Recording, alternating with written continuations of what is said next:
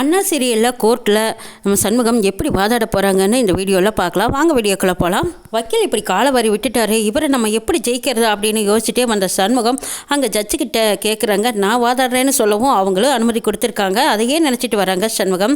நம்ம எப்படி கோர்ட்டில் போய் வாதாட போகிறோம், அவசரப்பட்டு வார்த்தையை விட்டுட்டோமா, நமக்கு எப்படி வாதாடுறதுன்னு கூட தெரியாது, இப்படி பேசிட்டு வந்துட்டோமே அப்படின்னு நினைக்கிறாங்க. இருந்தாலும் நம்மளுக்கு ஒரு வாய்ப்பு கிடச்சிருக்கு, இதை நம்ம எப்படி பயன்படுத்திக்கிறதுன்னு யோசிச்சுட்டு வராங்க. அப்போ பரணி தான் சப்போர்ட் பண்ணுறாங்க. இதை பாருடா சண்முகம், நீ ஒன்றும் கவலைப்படாத, கண்டிப்பாக நீ இதில் ஜெயிப்பேன்னு சொல்லிக்கிட்டு வராங்க. இங்கே வீட்டுக்கு வந்ததுக்கப்புறமா முத்துப்பாண்டியும் சரி, பாக்கியம், வைகுண்டம் இவங்க எல்லாருமா சேர்ந்து சண்முகத்தை வாய்க்கு வந்தபடி கண்டபடி திட்டிகிட்டு இருக்கிறாங்க. டே சண்முகம், நீ அவசரப்பட்டு வார்த்தையை விட்டுட்டு வந்துட்டியே, டே ஒரு நல்ல வக்கீலாக வச்சு வாதாடுறதை விட்டுட்டு நீ வாதாடுறேன்னு சொல்லியிருக்கிறியே, உனக்கு வக்கீலை பற்றி என்னடா தெரியும், ஒவ்வொரு புஸ்தகமும் அவ்வளோ பெருசு இருக்கும், ஒவ்வொன்றும் ஒவ்வொரு வருஷம் படிக்கணுமாமே, ஆனால் பள்ளிக்கூட வாசலே போவாத நீ போய் வக்கீல் மாதிரி வாதாடுறமேனு சொல்லிட்டு வந்திருக்கே, நீ சினிமா நினச்சிக்கிட்டியா, நினச்ச மாதிரி போய் வாதாடுனா உடனே ஜெயிச்சிடலான்னு, ஏன்டா இப்படி வார்த்தையை விட்டுட்டு வந்துட்டியே, ஐயோ என் பிள்ளைங்களோட வாழ்க்கையெல்லாம் நடுத்தெருவுக்கு வந்துடும் போல இருக்கே, நீ தெரியாதனமாக இப்படி அறிவழகனை சாவுக்கு இடம் கொடுத்துட்டு வந்துட்டியேன்னு வைகுண்டம் ஒரு பக்கம் பேசிக்கிட்டு இருக்காங்க. இங்கே முத்துப்பாண்டியும், ஆமாம் சண்முகம், நீ செஞ்சது கொஞ்சம் தப்பு தான், நீ அவசரப்பட்டு வார்த்தையை விட்டுட்ட, என்னமோ போ, அறிவழகனோட தலையெழுத்து எப்படியோ அப்படியே அமையிட்டோங்கிறாங்க. இந்த பக்கம் பாக்கியம் சொல்கிறாங்க, டே சண்முகம், என்னானாலும் சரி, சென்னையிலேருந்து பெரிய வக்கீலாக வர வச்சு பணம் கூட செலவானாலும் பரவாயில்ல, ஏதாவது ஒன்று பண்ணிக்கலாம், வக்கீலை வர வச்சு நம்ம வாதாடிக்கலாம்ப்பா, எப்படியோ அறிவழகனை காப்பாற்றிடலாம், நீ அவசரப்பட்டு விட்ட வார்த்தையை வாபஸ் வாங்கிக்கோங்கிறாங்க பாக்கம். இந்த பக்கம் வீராவும் சொல்கிறாங்க, ஆமாம், அந்த பிபி வக்கீலை விடவே நல்லா வாதாடுற வக்கீலாக சென்னையில் பார்த்து நம்ம வெடியர் கொலையாக அரேஞ்ச் பண்ணி வரவழைக்கலான்னு, அதுக்கப்புறம் நம்ம அறிவழகன் மாமாவுக்காக வாதாடிக்கலாம், ஜெயிச்சிடலாம், நீ ஒன்றும் கவலைப்படாத, நீ போய் வாதாடுறதுன்னு சொல்கிறதெல்லாம் நம்புற மாதிரியே இல்லைண்ணே அப்படின்னு வீரா ஒரு பக்கம் சொல்கிறாங்க. இதையெல்லாம் கேட்டுட்டு இருந்த பரணி என்ன செய்கிறதுனே தெரியாமல் என்ன சொல்லி சமாளிக்கிறது, எப்படி இவனுக்காக நம்ம சப்போர்ட் பண்ணுறதுன்னு பார்த்துட்டு இருக்காங்க. அப்போ இவங்கெல்லாம் பேசுகிறத நினச்சி சண்முகம் ஒரே குழப்பத்தோடு நிற்கிறாங்க. கடவுளே, இவங்கெல்லாம் சொல்கிற மாதிரி எனக்கே பயம் வந்துடுச்சு, நான் என்ன செய்வேன், நான் வாதாடுறேன்னு சொல்லிட்டு வந்துட்டேன், ஆனால் எனக்கு அந்த நேரத்தில் ஏன் இப்படி ஒரு தைரியம் வந்ததுன்னு தெரியல, கண்டிப்பாக என்னால் வாதாட முடியுமா அப்படின்னா நீ எனக்கு ஒரு நல்ல சைனத்தை காட்டு, நான் வாதாடி ஜெயிப்பேன்னா எனக்கு சைனம் காட்டுங்கிறாங்க. அதே மாதிரி முருகன் படத்தில் இருந்து ஒரு பூ விழுகுது. இதை பார்த்ததும் சண்முகத்துக்கு தன்னம்பிக்கையும் தைரியமும் வந்துருச்சு. நிச்சயமாக நான் வாதாடத்தான் போகிறேன், இதில் நான் ஜெயிக்கத்தான் போகிறேன், அறிவழகனை வெளியில் கொண்டு வரத்தான் போகிறேன், ரத்னாவோட வாழ்க்கையை காப்பாற்றுவேங்கிறாங்க. அப்போ பரணி ரத்னா கிட்ட கேட்குறாங்க, ரத்னா உனக்கு உன் அண்ணன் மேலே நம்பிக்கை இருக்காங்கிறாங்க. எனக்கு கடவுள் விட எங்கள் அண்ணன் மேலே தாண்டி எனக்கு நம்பிக்கை அதிகமாக இருக்குதுங்கிறாங்க ரத்னா. அப்போ நம்படி, உன் அண்ணன் நிச்சயமாக உன் புருஷனை வெளியில் கொண்டு வருவார், நீ நம்பிக்கையோடு போ அப்படின்னு சொல்கிறாங்க பரணி. இதை கேட்டு ரத்னா கண்ணீரை தொடச்சிக்கிட்டு, அண்ணே நீ இருக்க, எனக்கு கவலை இல்லை அப்படின்னு சொல்லிட்டு ஆறுதல் சொல்லிட்டு போகிறாங்க ரத்னா. எல்லாருமே நம்பிக்கை இல்லாமல் பேசும்போது முருகன் படத்தில் இருந்து பூ விழுந்ததும் அந்த அப்பா முருகன் எனக்கு கூட துணையாக இருக்கா, நிச்சயமாக நான் வாதாடி ஜெயிப்பேனுங்கிற நம்பிக்கையில் போய் உறங்க போகிறாங்க சண்முகம். ஆனால் உறக்கமே வரல. இருந்தாலும் நம்ம எப்படி வாதாட போகிறோம், எப்படி எல்லாம் பேசணும் அப்படின்னு ஒரு ப்ராக்டிஸ் பண்ணிகிட்டு இருக்காங்க.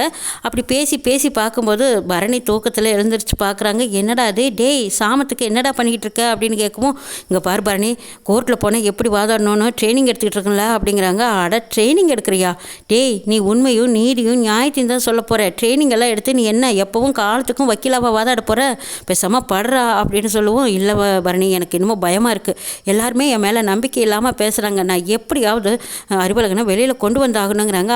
நியாயம் நம்ம பக்கம் இருக்குது, நிச்சயமாக நம்ம தாண்டா ஜெயிக்க போகிறோம், நீ ஒன்றும் கவலைப்படாத, இப்படி தூக்கம் இல்லாமல் நீ அலறாத, உன் தங்கச்சியை நீ நிச்சயமாக காப்பாற்றுவேன்டா, இவ்வளவு நாளாக இவ்வளவு விஷயங்கள்ல எல்லாமே எதிர்த்து நின்று போராடணுவேன், இந்த விஷயத்தில் மட்டும் அறிவழகனை நீ அம்போனா விட போகிற, அதெல்லாம் நிச்சயமாக நடக்காதுடா, நீ எப்படியும் காப்பாற்றிடுவேங்கிற நம்பிக்கை எனக்கு இருக்குடாங்கிறாங்க பரணி. அப்போ உனக்கு நம்பிக்கை இருக்குல்ல, நிச்சயமாக நான் காப்பாற்றிடுவேனால என்னால் வாதாட முடியுமில்லைங்கிறாங்க. டே எல்லாமே முடியும்டா, இங்கே பாரு, எங்கள் அப்பா 25 வருஷமாக இந்த ஊரில் பிரசிடண்டாக இருந்தார், அவரை ஓரங்கட்டி ஓரமாக உட்கார வச்சியே, அது நீ என்னை ட்ரைனிங் எடுத்துகிட்டு வந்த, அதெல்லாம் உன்னோட சாமர்த்தியம் தானே, அது மட்டுமா என்னை இந்த ஊருக்கு தர்மகர்த்தா வாக்குனியே, அது எதனால் அந்த கோயில் தர்மகர்த்தா ஆகிறதுனா சின்ன வேலையா, என்ன எவ்வளவு போராட்டத்துலேருந்து என்னை அந்த இடத்துல கொண்டு வந்து உட்கார வச்ச, அது உன்னால் திறமைடா. ரத்னாவுக்காகட்டும், வீராவுக்காகட்டும், கனிக்காகட்டும், இவங்க எல்லாத்துக்குமே ஒவ்வொரு பிரச்சனை வரும்போதெல்லாம் நீ எவ்வளோ போராட்டங்களை சந்தித்து வந்திருக்க, உனக்கு நிறைய அனுபவங்கள் இருக்குது, நிச்சயமாக கோர்ட்டுக்குள்ளே போனதும் உனக்குன்னு ஒரு தைரியமும் தன்னம்பிக்கையும் தானாக பேசுகிற திறமையும் வரும்டா, நிச்சயமாக நீ தான் ஜெயிக்க போகிற, அந்த பிபி என்ன அவரே ஓரங்கட்டி நிற்கத்தான் போகிறாரு, நீ ஒன்றும் கவலைப்படாத, நாங்கள் இருக்கோம் அப்படிங்கிறாங்க பரணி. ஆமால பரணி, அந்த நம்பிக்கையில் தான் நானும் வாதாடுறேன்னு இல்லைன்னு சொல்லிட்டேன். ஆனால் அறிவழகன் தப்பு பண்ணலேன்னு என் மனசுக்கு தோணுதுங்கிறாங்க. நிச்சயமாக அவர் தப்பு பண்ணலடா, நமக்கு தெரிஞ்சது தானே, வெங்கடேஷ் தான் எல்லா உண்மையும் சொன்னானே. ஆனால் இப்போதைக்கு சாட்சிகளோடு போய் நிற்கத்தான் முடியாமல் தவிக்கிறோம். நம்ம வச்ச வக்கீலையெல்லாம் அவங்க விலை கொடுத்து வாங்கிடுறாங்க. அதனால தான் நம்மளால் எதுவும் செய்ய முடியாமல் தடுமாறுறோம்டா. ஆனால் நீ பார்த்து வாதாடி பாரு, நிச்சயமாக அவங்க எல்லாருமே ஓரமாக ஒதுங்கி ஓரங்கட்டி நின்று தான் ஆகணும். நீ கவலைப்படாதடா. சரி, என் மடியில் கொஞ்சம் நேரம் தலை வச்சு சாஞ்சு படுவா, தூங்கிடலாம் அப்படின்னு சொல்கிறாங்க. இல்லை எனக்கு தூக்கமே வரலைங்கிறாங்க. இதை பாருடா, நீ கொஞ்சம் நேரம் தூங்கி எந்திரிச்சின்னா தான் உன் மனசு தெளிவாக இருக்கும், வா வந்து படு அப்படின்னு சொன்னதுக்கப்புறமா அதுக்கப்புறம் பரணி மடியில் தலை வச்சு படுக்கிறாங்க சண்முகம். இங்கே சவுந்தரபாண்டி வீட்டில் சண்முகம் தான் வாதாட போகிறாங்கன்னு தெரிஞ்சதும் சண்முகம், பாண்டியம்மா எல்லாரும் சிரிச்சுக்கிட்டு இருக்காங்க. ஏக்கா என்ன நினச்சிட்ருக்கான் இந்த வெறுமையை, என்கிட்ட வாதாடுற மாதிரியே கோர்ட்டில் சச்சம்மா கிட்ட போய் வாதாடுறேன்னு சவால் விட்டுட்டு வேற வந்திருக்கான்.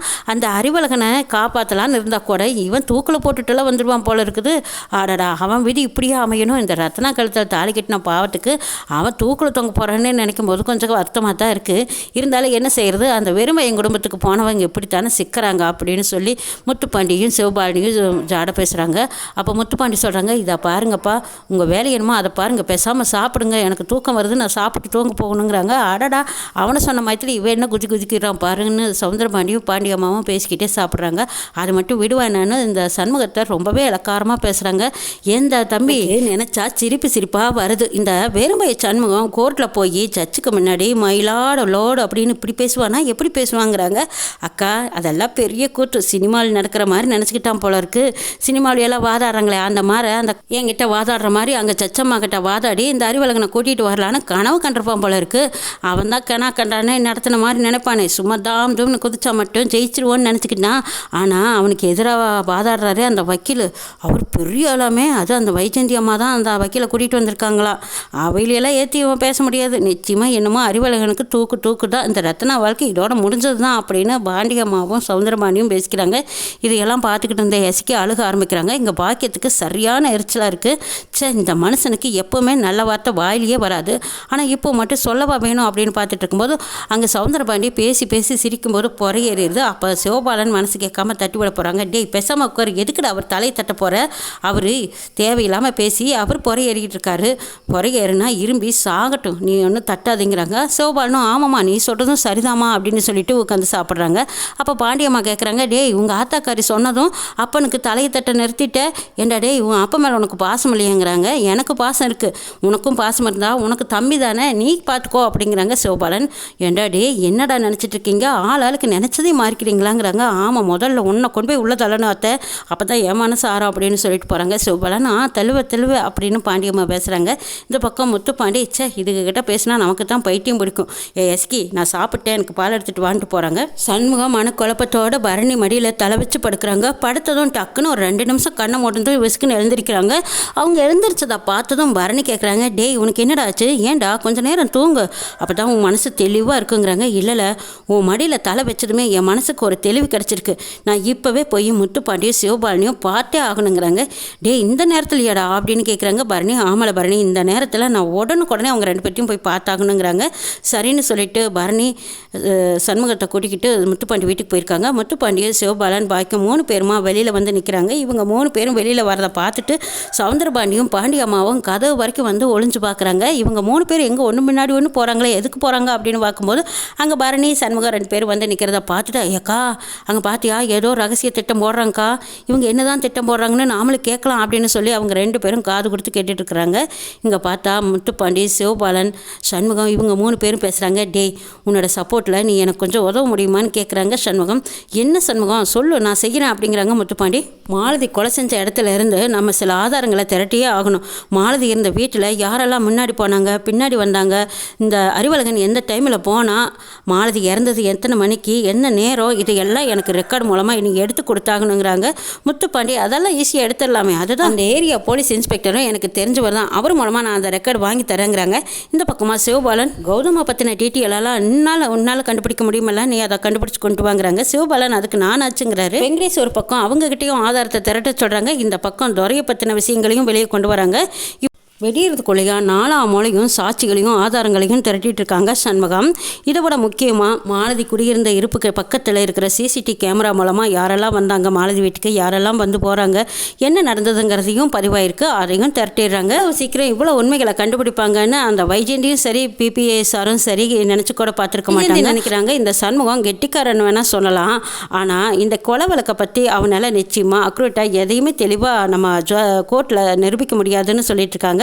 பிபி சாரும் ஆமாம் மேடம், எத்தனை கேஸை நான் பார்த்துருக்கேன், எனக்கு எதிரே எந்த வக்கீலும் நின்னது கிடையாது, சாதாரண ஒரு பொட்டி கடைக்காரன் வந்து எனக்கு முன்னாடி நின்று வாதாடி ஜெயிச்சிருவானே, என்ன நீங்கள் ஒன்றும் கவலைப்படாதீங்க, தைரியமாக இருங்கிறாங்க பிபி சார். இதை கேட்ட வைஜெயந்தி நிம்மதியாக தூங்குறாங்க. ஆனால் சண்முகம் தூக்கம் இல்லாமல் அலைஞ்சு திரிஞ்சு உண்மை என்னன்னு வெடியறதுக்குள்ளே கண்டுபிடிச்சிடுறாங்க. அடுத்த நாள் கோர்ட்டுக்கு வராங்க சண்முகம் வந்ததும் வைஜெயந்தி பார்த்து இலக்காரமாக சிரிச்சிட்டு இருக்காங்க. கோர்ட்டு ஆரம்பித்ததுமே சண்முகம் முருகனை நினச்சி வாதாட ஆரம்பிக்கிறாங்க. அதாவது பிபி சாரே அரண்டு மிரண்டு நிற்கிறாரு. அட்டே அவனை பற்றி எல்லாரும் சொல்லி கேள்விப்பட்டிருக்கேன், இப்போதான் நேர்லேயே பார்க்குறேன், என்னை விட மேற்நாளாக இருக்கான் அப்படின்னு பிபி சார் பார்த்துட்டு இருக்காங்க. அங்கே சண்முகம் அதே முக சிரிப்போடு சொல்கிறாங்க, இதை பாருங்க மேடம், அறிவழகன் அந்த வீட்டுக்கு போயிட்டு வந்த நேரமும் மாலதி உயிர் விட்ட நேரம் 1/2 மணி நேரத்துக்கு முன்னாடியும் பின்னாடியும் சரியான ஆதாரத்தை உங்ககிட்ட கொடுத்துட்டேன், இதுக்கப்புறம் உங்கள் தீர்ப்பு என்னவோ முடிவை சொல்லுங்கன்னு கேட்குறாங்க. சண்முகமாகவே ஆச்சரியப்படுறாங்க. ஒரு கேஸ் எடுத்தால் 4 நாளிலையும் முடியும், 40 நாளிலையும் முடியும், 40 வருஷம் கூட ஆகிடும். ஆனால் நீங்கள் 4 நிமிஷத்தில் 4 வரியில் இந்த கேஸை இவ்வளோ அழகாக முடிச்சிட்டிங்க அப்படின்னு சொல்லி பாராட்டுறாங்க. சார் நினைக்கிறாங்க, இவ்வளோ வருஷமாக வாதாடி என்னை எவனுமே ஜெயிச்சதில்லை, இவன் பாரு 4 நிமிஷத்தில் 4 வரியில் பேசி என்னையே மடக்கிட்டானே. வைஜெயந்திகிட்ட எதுவும் பேச முடியாமல் அவன் உண்மையிலுமே கெட்டிக்காரன் தான் மேடம்னு சொல்லிட்டு தலை குனிஞ்சு போகிறாங்க. வாதானதை பார்த்து நானே ஆச்சரியப்பட்டு போயிட்டேன்னு சொல்கிறாங்க சிவனாண்டி. இதுக்கப்புறமும் நம்மளால ஜெயிக்க முடியுமா? அச்சோ, இதில் நடந்துக்கிற சில தில்லுமுள்ளு வேலைக்கும் நாமளும் உடன்பட்டிருக்கோன்னு தெரிஞ்சா நிச்சயமாக என்னோட பதவியும் போச்சு, என்னை ஜெயிலையும் அழைச்சிடுவாங்களேன்னு பயந்துக்கிட்டு இருக்காங்க வைஜெயந்தி. இங்கே கௌதம் செஞ்சதுக்கும் சேர்த்து நம்ம சண்முகம் தண்டனை வாங்கி கொடுத்துருக்காங்க. என்னெல்லாம் நடந்ததுங்கிறதையும் நம்ம அவரை எப்படி சொல்ல பார்க்கலாம்.